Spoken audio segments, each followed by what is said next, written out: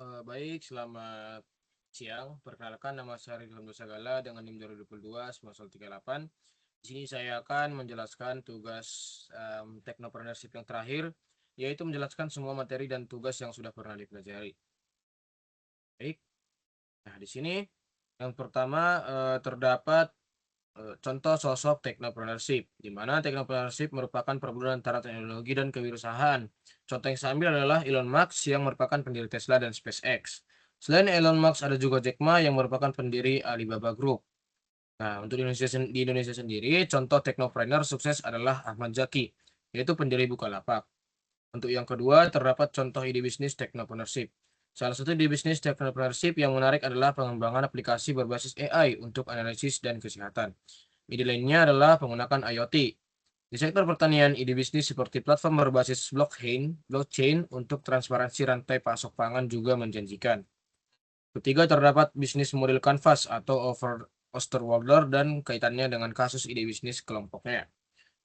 Bisnis model Canvas atau BMC adalah salah satu strategis yang membantu pengusaha merancang, menganalisis, dan menyempurnakan model bisnis.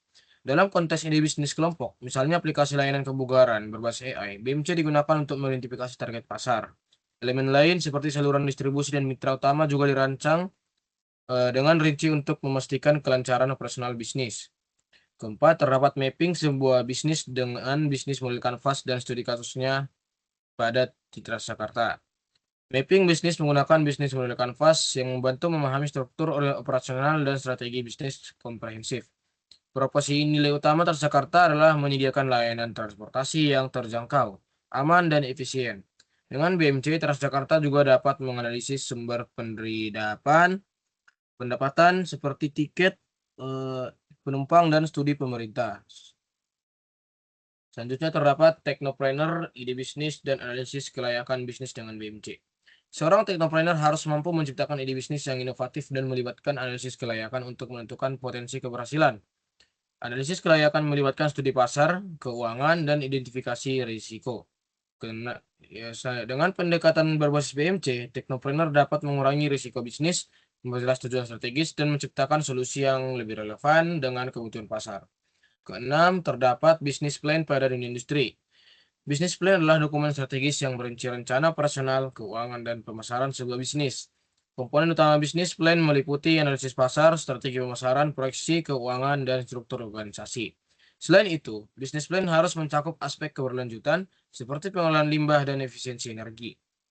Ketujuh, terdapat segmentasi pasar dengan analisis SDP, segmenting, targeting, positioning, dan tool 7P pada dunia industri.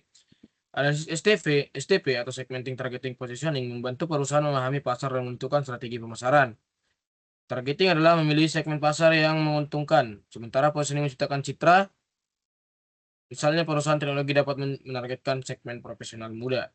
Tool 7P, Product, Price, Place, Promotion, People, Process, Physical, Evidence digunakan untuk mengembangkan strategi pemasaran yang komprehensif. 8. Terdapat membangun agro-technopreneurship berbasis produk turunan kelapa. Agro-entrepreneurship berbasis kelapa menawarkan peluang besar untuk inovasi dan pengembangan bisnis.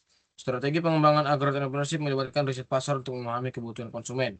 Selain itu, kolaborasi dengan petani lokal dan pelatihan untuk meningkatkan kualitas bahan baku menjadi kunci keberhasilan. 9. Struktur organisasi dan menyusun manajemen organisasi berdasarkan ide bisnis. Struktur organisasi yang efektif sangat penting untuk mendukung pelaksanaan ide bisnis. Manajemen organisasi melibatkan perencanaan, pengorganisasian, dan pengawasan aktivitas bisnis. Dengan struktur organisasi yang baik, perusahaan dapat dengan mudah menyelesaikan diri terhadap perubahan pasar. 10. Aspek keuangan dalam bisnis plan pada dunia industri.